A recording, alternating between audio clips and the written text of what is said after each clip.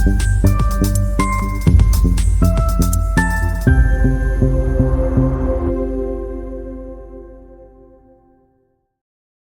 الخير. حلقة جديدة النهاردة من بودكاست دماغ بيزنس. واحنا في كل حلقة دايما بنبقى حابين ان احنا نقدم نموذج رائد اعمال قوي، يقدر ان هو بتجربته يقدر ان هو ينصح الشباب والناس تمشي على خطاه لو شافوا انه الطريقة او الحياة اللي هو عاشها قريبة من حياتهم، ممكن يتاخد كرول موديل. النهاردة معايا براند سادة، وبرحب بالكوفاوندر محمد عبيد. اهلا بيك معانا، وشكرا جدا على موافقتك انك تكون موجود معانا النهارده في بودكاست دماغ بزنس. العفو العفو، اهلا بيك. خلينا نبدا من الاخر. يعني دايما انا مؤمن بحاجه، انه مفيش حد يهتم بالقصه بتاعتك الا اه. لما يشوف انت وصلت لفين او النجاح بتاعك فين. لو امم هنقيم تجربه ساده دلوقتي وصلت لفين؟ الشهرة يعني بقى مثلا، بقى اكبر براند دلوقتي متخصص في الحاجة السادة في مصر، او اشهر مش اكبر. يعني في براندات كتير برضو متخصصة باللبس السادة وعندها كذا منتج، فاهمني؟ بس انا الاشهر، يعني خليت اسم سادة محفور في دماغ كل بني ادم عاوز يشتري حاجة سادة. تمام. حلوه فكره ان خليت كل اسم ساده محفور في دماغ كل واحد عاوز يشتري حاجه ساده. اه. والفكره جات لك اه. منين يا محمد؟ يعني ليه ساده؟ انا دلوقتي بشوف مثلا اي ستارت اب او اي بزنس، خصوصا في مجال الملابس بشكل عام. بيبدأ الناس مطبوع صح. نعم. بيبدأ باللبس المطبوع. بالظبط. ودي كانت اه. حاجه غريبه بالنسبه لي وانا بعمل ريسيرش على البراند بتاعك، انه لقيت انت مركز جدا في موضوع الساده، امم مع ان كل السوق رايح في سكه المطبوع الدي اف تي. اشرح لي ايه امم الفكره، ليه الفكره ساده؟ ما انا بدات اصلا في المطبوع، يعني كان في الاول عندي براند اسمه ستريك، تمام. ده كان اوكي. مطبوع وعملت تقريبا 3 سيزون، تمام. تمام. زهقت من الطبع، زهقت من الطباعه. يعني بقيت مثلا اروح المطبعه اقف بتاع ساعتين ثلاثه عشان مثلا 5 ولا 6 اوردرات، فاهمني؟ وبقيت استنى وقت اوكي. كتير. في نفس الوقت كان بيجي لي اوردرات حاجات ساده مش مطبوعه، يعني الناس بتطلب حاجات عشان الخامه بتاعتي، بس ايه، عايزاها ساده مش عايزاها مطبوعه. تمام. ده فمن يخليني اسالك ساعتها برضه جت سؤال. في دماغي. يعني انت بتتكلم على مم. موضوع الخامه، يعني انت اتحولت من فكره المطبوع للساده، وكان مم. الحاجه اللي ممكن تقول العمود الفقري بالنسبه للبيزنس بتاعك هو الخامه. ايه اللي بيفرق الخامه مم. بتاعتك عن اي خامه تانية؟ ما انا ممكن اي حد يعمل نفس البيزنس ويجيب خامه نفس الخامه بتاعتك. الخامة اللي أنا بشتغل فيها خصوصا اللي هي القطن الإسفنجي دي موجودة في كل البراندات، تمام. تمام. اوكي. بس اللي يميز الخامة إن الواحد وهو بيلبسها هو عارف هو لابسها منين، فاهمني؟ يعني أنت ممكن عندك براندين، تمام. يعني في الآخر هي الناس بترتاح فيها عشان هي من براند سادة، مش عشان هي مثلا خامة حلوة ولا خامة فوق الواو، فاهمني؟ تمام. اوكي. طب انت ليه ما حبيتش ان انت بعد ما كبرت والبراند كبر ترجع تاني للمطبوع؟ عشان يعني مش شايف، يعني شايف في ناس في مجال المطبوع هتبقى شاطرة أكتر مني، خصوصا إن أنا يعني ما عنديش ديزاينر، فاهمني؟ يعني كنت كل الديزاينات اللي بعملها دي كنت بعملها بنفسي. اوكي. ففكرة إن أجيب ديزاينر يفهم دماغي وكده هتاخد وقت. فيعني سايبها للناس اللي شاطرة فيها، أنا خليني في السادة وكده الحمد لله يعني.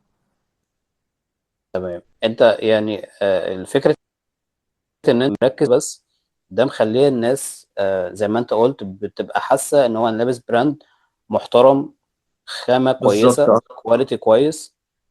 بس بالظبط. اكيد في قصه حوالين ساده. يعني مش بس ان هو عشان الناس كانت بتطلب الساده فانت بس بقيت فوكس للساده.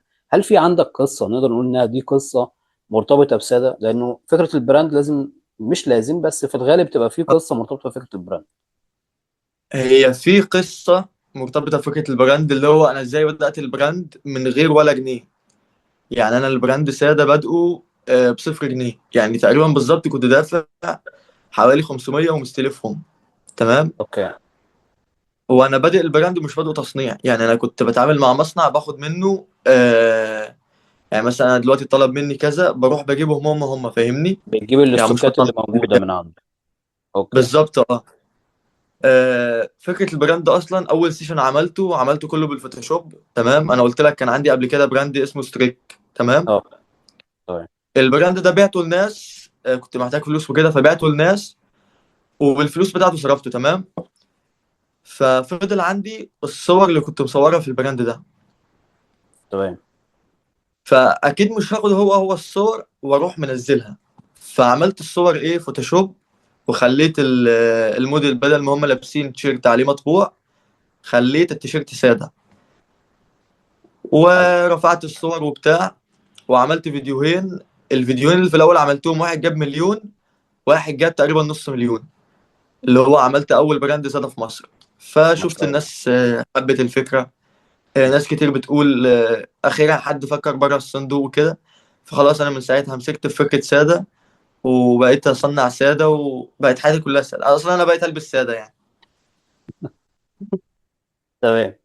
انت شغال لوحدك في البراند ولا في ناس شغاله معاك؟ حاليا لوحدي تمام، بس في حد مهتم بقصة المسجات وكده، وفي حد مهتم بقصة التصنيع. يعني انا دلوقتي اكتر حاجة مركز عليها اللي هي الماركتينج، مش مركز على اي حاجة تانية. تمام. اوكي، يعني انت بس كل اللي شغال عليه دلوقتي الماركتنج، وفي ناس شغاله في فكره الاستوكات او المسجات او المبيعات بشكل بالظبط عام. كده اه.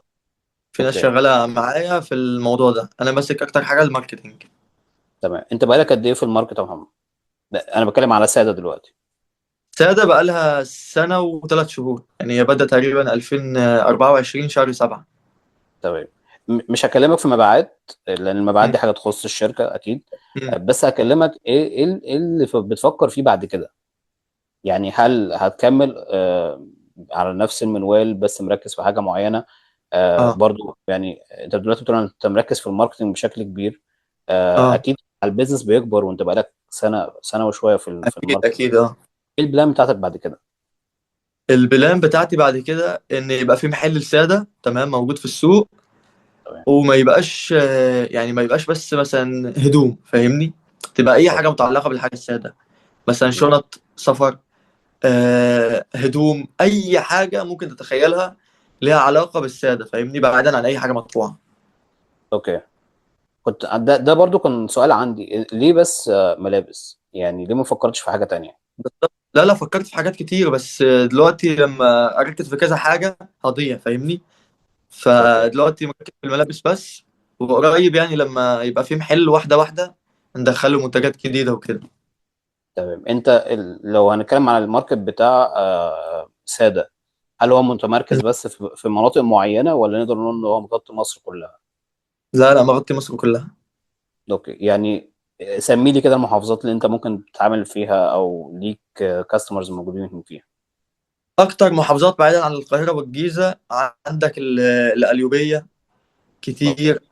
في الأكتر حاجة القليوبية والشرقية والمنوفية والمحافظات دول، والإسكندرية.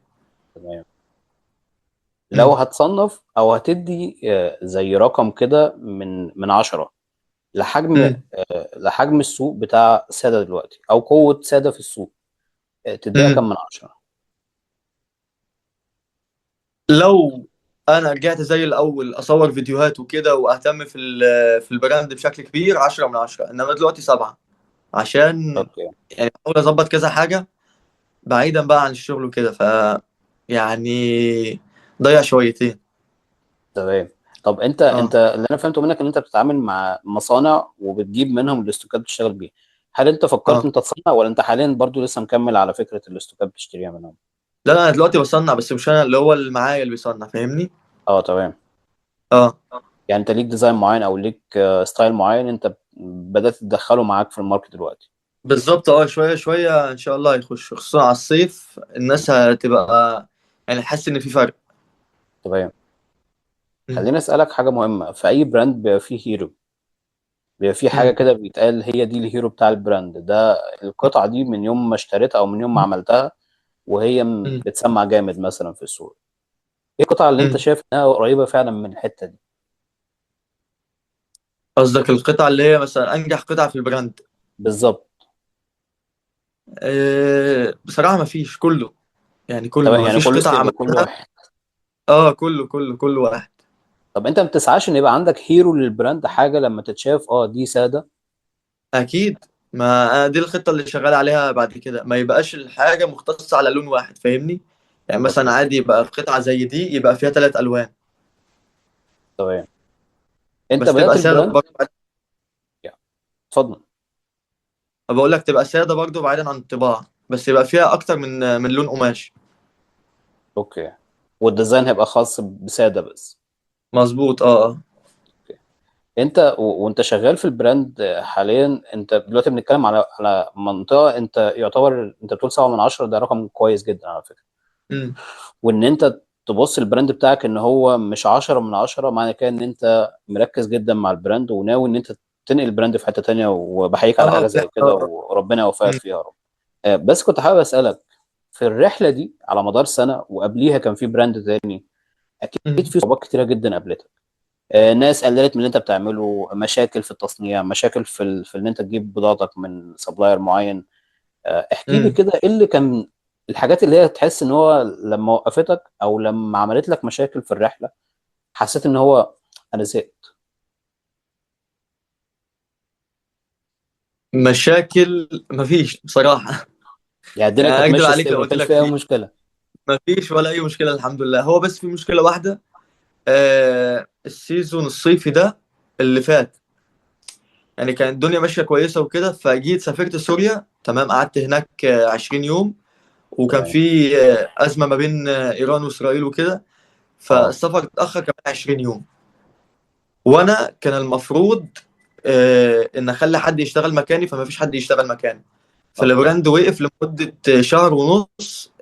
في عز كان يعني البراند مسمع، وكان لازم يعني كان لازم أعمل مبيعات كتير، فاهمني؟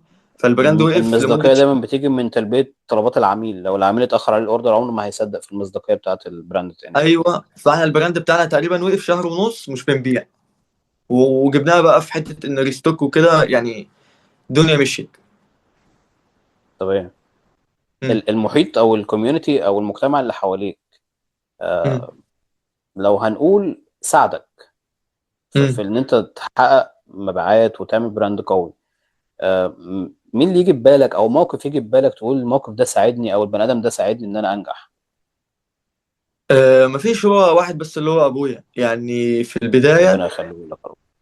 ربنا يخليك. في البداية هو اللي استلفت منه الفلوس اللي قلت لك 500 جنيه عشان أجيب تمام. البضاعة، اللي هو اوكي. القطعتين اللي أصورهم.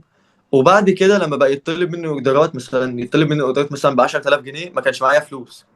فاخدها منه، ولما ابيع بعد اسبوعين احصل الفلوس ارجعها له. يعني هو اكتر واحد ساعدني في حتة الفلوس دي. في حد احبطك مثلا قال لك اللي انت بتعمله ده ناس كتير قوي بتعمله؟ لا لا مفيش، حتى لو في ما مش بسمع عادي. يعني كان بيتقال لك حاجه زي كده ولا عمرك ما سمعتها من حد؟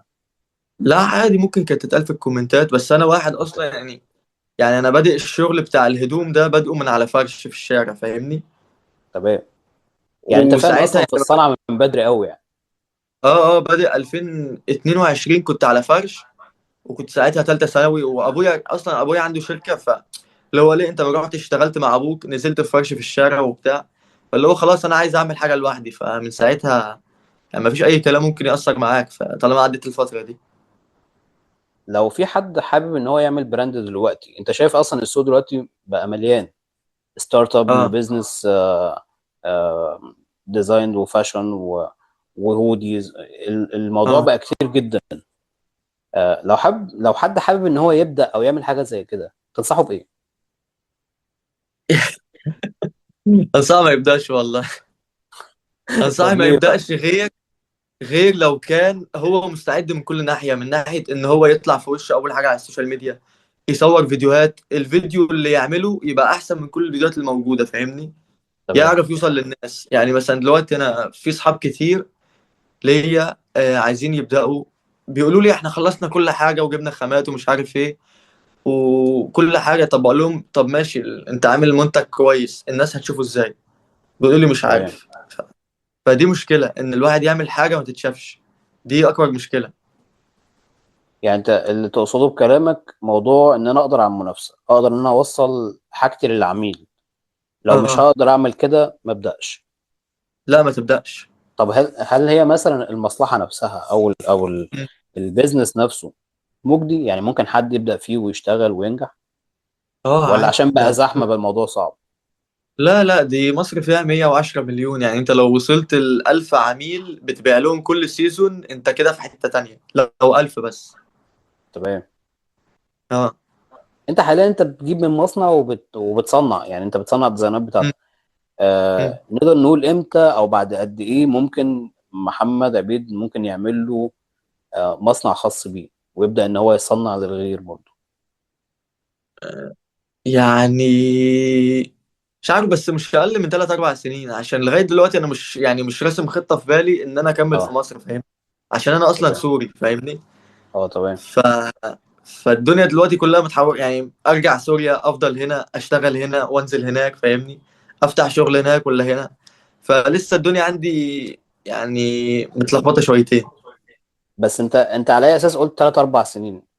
يعني هل حاسس ان البراند لو كبر وجاب مبيعات وحقق مبيعات اه كويسة هيبقى فيه فرصة انت تعمل حاجة زي كده؟ اكيد، في الثلاث اربع سنين، عشان في الاول افتح المحل اللي قلت لك عليه، اللي هو هيخليني اشوف لو اكمل اونلاين ولا افضل في المحل. دي هتبقى اول تجربه ليا. تمام. اوكي. لو هتكلم تقول الوالد ربنا يديه الصحة هو الوحيد اللي ساعدك، او حسيت ان هو من الناس اللي ساعدتك في موضوع البراند، اه. هل لازم يكون كل واحد بيبدأ براند انه لازم يكون حد عنده حد بيساعده، ولا انا ممكن مم. اعتمد على نفسي واشتغل حتى لو انا ما عنديش خبرة في المجال؟ لا عادي، انت بص، هي الخبره في المجال لازمه بصراحه، تمام، عشان انت تبقى يعني اول حاجه لازم تجرب قبل كده، فاهمني؟ يعني انت تمام. مثلا ما اشتغلتش في الهدوم طول حياتك وعايز تبتدي في الهدوم، دي ما ينفعش. لازم على الاقل تنزل تجرب شهر شهرين، لو في محل، لو على فرش، لو في مصنع، تعرف الخامة، تعرف الحاجة اللي انت مثلا الناس اللي انت عايز توصل لهم. دي اهم حاجة، فاهمني؟ اوكي. ما بيجيش عليك وقت كده تقول انا ايه اللي خلاني اشتغل في المصلحة دي؟ ليه ما غيرتش المصلحة او ليه ما غيرتش الفكرة اصلا؟ لا يعني ما لا عشان بتندمش ان انت اشتغلت فيها؟ لا عشان انا اللي اخترت اشتغل في مجال الهدوم، يعني مش حد تاني. بتزهق من فكرة الشغل في البراند ده؟ هل بتحس ان اه هو دلوقتي انا بزهق. خلاص انا وصلت لكل حاجة انا مش محتاج اشتغل؟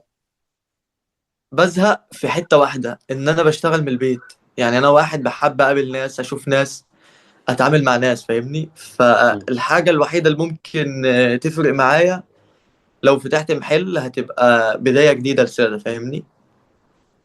احنا من المحادثة اللي بينا دي في نقط كتيرة جدا اكيد اللي هيسمعها هياخد درس وممكن ان هو يشتغل عليه.